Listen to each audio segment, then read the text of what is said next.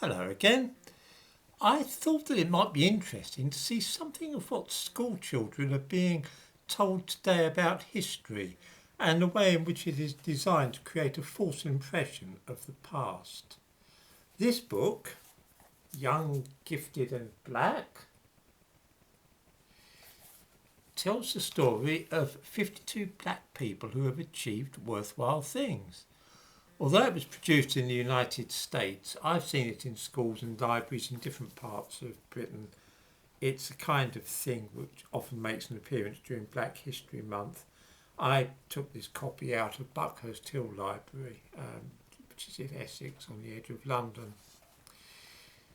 I cannot go through all the people featured in it, but I thought that I might give a flavour of the thing. Let us begin with that old standby of those who wish to rewrite 19th century history, Mary Seacole. Let's see what it says. A little bit about her background in the Caribbean. By 1854, Mary was living in London, and the suffering of soldiers in the Crimean War became public. Okay, she'd come to London because she had invested heavily in a South American gold mine, and she'd gone to London because she wanted to see the company running the gold mine listed at the London Stock Exchange. But that makes her sound like a well-off capitalist, so it's been left out. That's one of the reasons for not mentioning this. In the next sentence, amazingly, they managed to fit in not one but two falsehoods.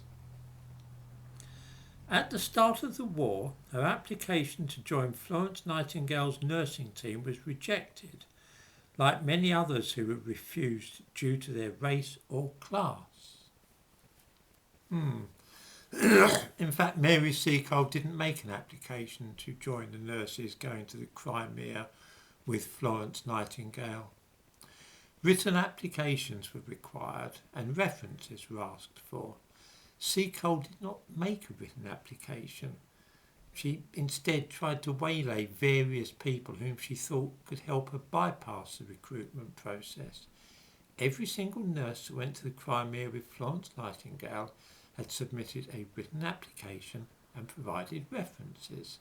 So it's completely false to say that her application to join the nursing team was rejected. That's the first falsehood. Saying that many people have been rejected due to their race or class is simply a lie for which there is no evidence whatsoever. This is a deliberate attempt to smear Florence Nightingale and portray her as a racist snob.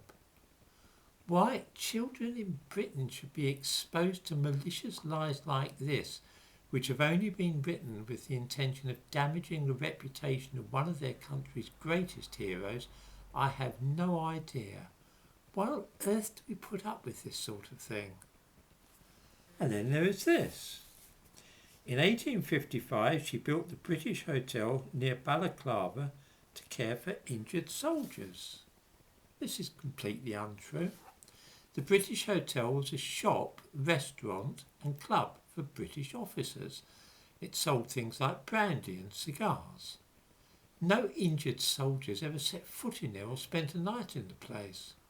Ordinary soldiers weren't allowed in anyway. It was only for officers. And we read, she helped contain a cholera outbreak by distributing remedies in hospitals on the Crimean front line. There weren't any hospitals on the Crimean front line. She didn't help with the cholera epidemic in the Crimea at all, and she certainly didn't distribute medicine in any hospital. This is complete nonsense. Let's have a look at what is said about Nelson Mandela. Where are we now? Have patience, please. Nelson Mandela has a brief bit here. Born in a village in South Africa. Then it says he was treated cruelly due to apartheid. Yes, well, that's true. Nelson spoke out about human rights, which caused important people to stop trading with South Africa. He was jailed for 27 years, initially in a small cell on Robben Island prison, for standing up for equality. Mandela was not jailed for speaking out about human rights or standing up for equality. He was sent to prison for planting bombs. He was a terrorist. In 1961, Nelson Mandela and others founded Umkhonto we Sizwe, the Spear of the Nation. It was a terrorist organisation founded to fight a guerrilla war against South African forces. Mandela received military training in Algeria and was taught how to use explosives. At this time, he was in the habit of wearing combat gear and carrying a pistol at his hip.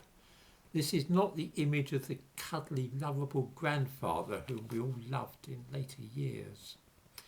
At his trial, almost 200 acts of bombing and other sabotage were listed by the prosecution. We might argue that his actions were justified, just as some of us say that the acts of the French resistance against German occupation were legitimate. But that's another matter. He was not locked up in prison for speaking out about human rights. This book sanitises the history of some people and exaggerates the achievement of others. Something else which made me laugh was that apart from sports people and pop singers, they had to scrape the barrel a bit to find black people that had actually done anything noteworthy.